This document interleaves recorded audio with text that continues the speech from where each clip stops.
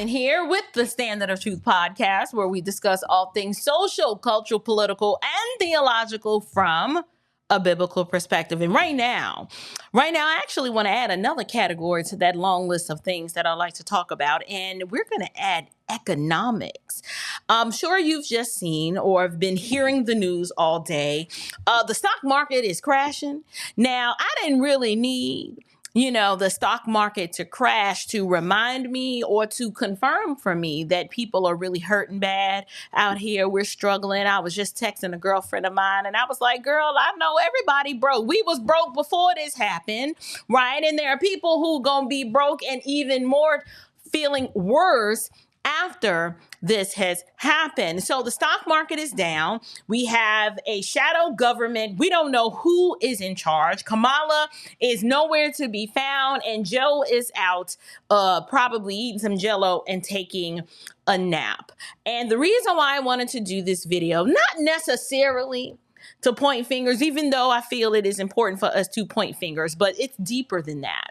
I wanted to do this video as a woman, as a wife, as a small business owner, to weigh in and give my thoughts on what is happening in the world of economics and what I believe, unfortunately, it is a byproduct of emotional decisions that are made when we are not paying attention to what's really happening around us, and that we are making decisions based on how we feel versus reality.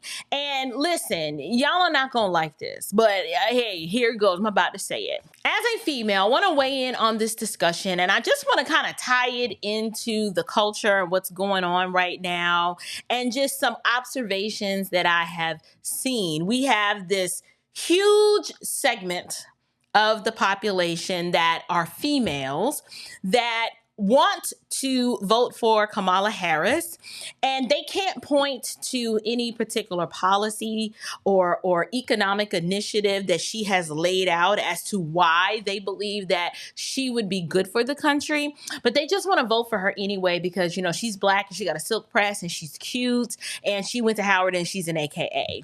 But people here in the real world who are actually feeling the repercussions of this Biden-Harris administration, we're not looking forward to a Harris insert whatever intersectionality persona here administration. I'm not looking forward to a Harris administration because I know for a fact that if she were president right now, she wouldn't have a clue as to what to do to get us out of the mess that we are in. And in fact, this market crash is actually a reflection of the business world, the economic scene, looking on the horizon and seeing, okay, Biden's policies are already bad. But if this woman gets into office, we got to cancel Christmas because economically, the world is going to feel the effects of this woman's leadership. Businesses do not trust, and they see the volatility in the economy because of the possibility that this woman might win. And so what I kind of want to talk about today is how I'm not saying that there just should be some people that should not vote, but what I am saying is that we need a more informed electorate. Because when I hear individuals say, well, I'm voting for this person because I like them, right? Or I'm voting for this person because they're Black and we need a woman in power, that tells me that I am really not dealing with a person that is dealing with the full deck. Because you got Israel, they're bracing for an attack right now from their enemy, which is really, really bad, coupled with a disastrous economy.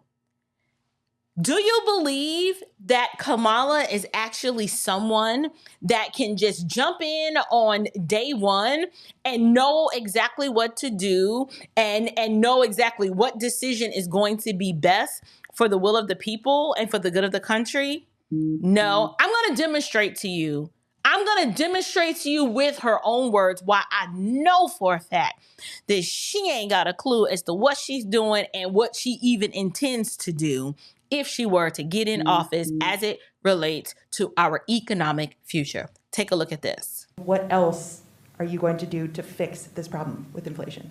All right, thank you. Well, let's start with this. Prices have gone up, and families and individuals are dealing with the realities of that bread costs more, that gas costs more. And we have to understand what that means.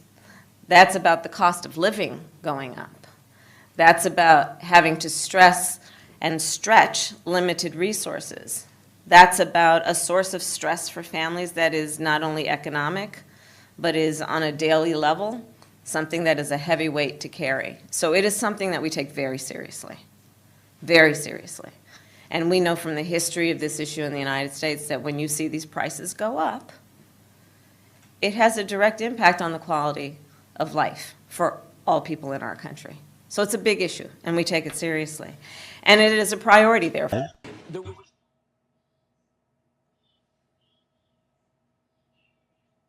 What the heck did she just say? Can someone explain to me what in the heck did she just say? She was asked a direct question in terms of what's your plan? What are you going to do about this? And you know what we got? We got what we always get from Kamala. We got word salad. We got bull with a side of that's what we got. We got a boatload of crap. We got absolutely nothing from her. And that is what you can expect to get from this woman if she is allowed to be installed. I was going to say elected, but rather I'm going to say if she is installed as commander-in-chief, this is what we're going to get. She ain't got a clue. She don't have a clue what the plan is, what the economic outlook looks like for us, and what she can possibly do to fix it. This has nothing to do with her ethnicity, and it definitely has nothing to do with her gender. It is her. It is about the level of competence that is her, that we would get if she is installed as president of the United States. You guys, you think things are unstable now? I mean, I don't know what else more you need to see. You know, the job of the president, the office of the president is really not a position where you could just be like, you know, well, I'm just going to try this out and see how it works. And if it don't work out, I'll just do something different. Like, we need to have confidence that the person that we are putting in that position has the aptitude and the skill set to do the job and to do it well. And yes, okay, 80 million people allegedly voted for President Joe Biden, and 80 million people somehow thought that he had the fortitude, the wherewithal, the sense, the expertise to run this country. But as we can see, he's run it into the ground. His policies, his energy policies, his war on energy is costing this country. His foreign relations, his lack of economic prowess, but he knows economics when it comes to getting 10% for the big guy, right? He's real good on that. But when it comes to the everyday average American citizen, making policies that make sense for the good of everyone, he is not good at that. How do we know? Because we're living it. Because we're living it.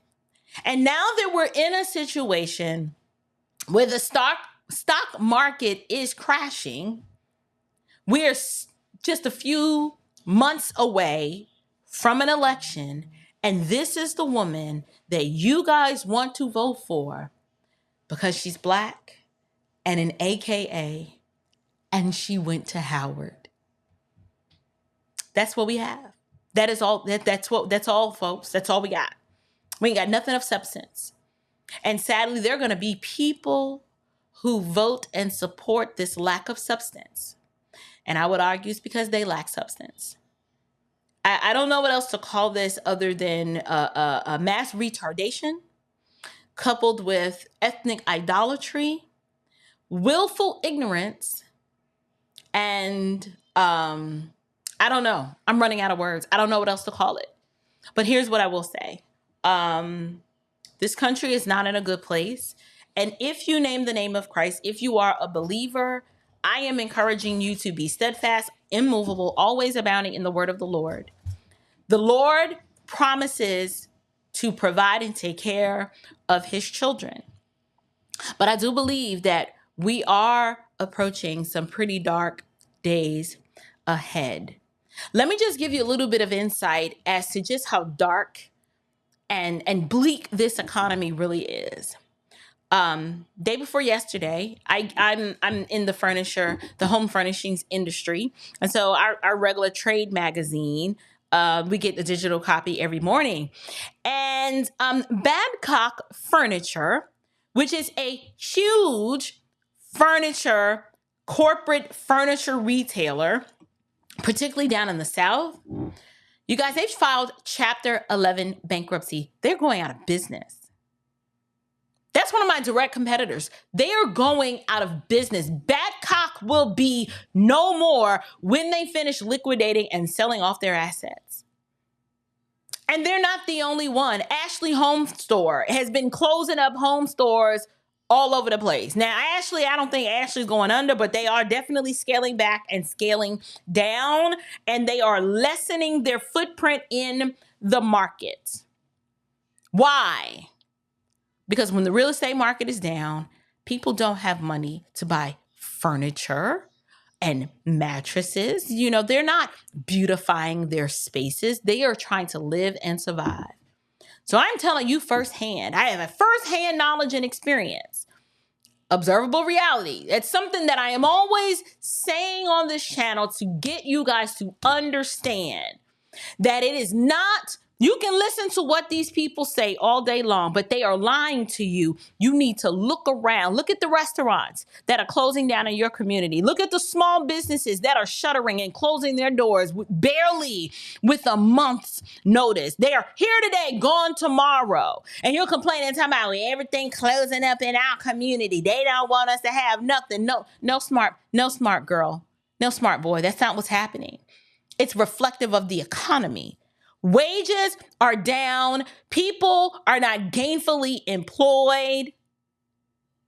Inflation is driving a lot of people, corporations and businesses included, out of business. So unless you're willing to face that music and say, you know what, we need someone in here that knows money, and they know money well, and they know how to negotiate trade agreements. They understand tariffs. They understand that we need to be energy independent, and we need to be drilling on this soil right here so that we can become energy independent, bring some manufacturing here, and stimulate this daggone economy. We need someone who can do that. And I'm sorry, Kamala Harris is not it. So you can have your vanity metric and your symbolism if you want to. Go buy you a Kamala Harris statue or a little baby doll and go put it up in your house and bow down and worship that. And you can look at that symbolism all day long. But in the White House, no. We need a fighter and someone who is competent and knows what they're doing, who can get this economy back on track. And she is not it. Sorry. So, like it or lump it, take it or leave it. Those are my thoughts, and that's all I got to say about that. But keep the people of God in prayer, you guys. If you know of a family that's struggling and going through and you got a little extra, just put some a little aside for them and bless the people of God if you can, because it's rough out here. But let me know what you guys think. Don't want you to be afraid, but I do want you to be aware. Until next time, grace and peace.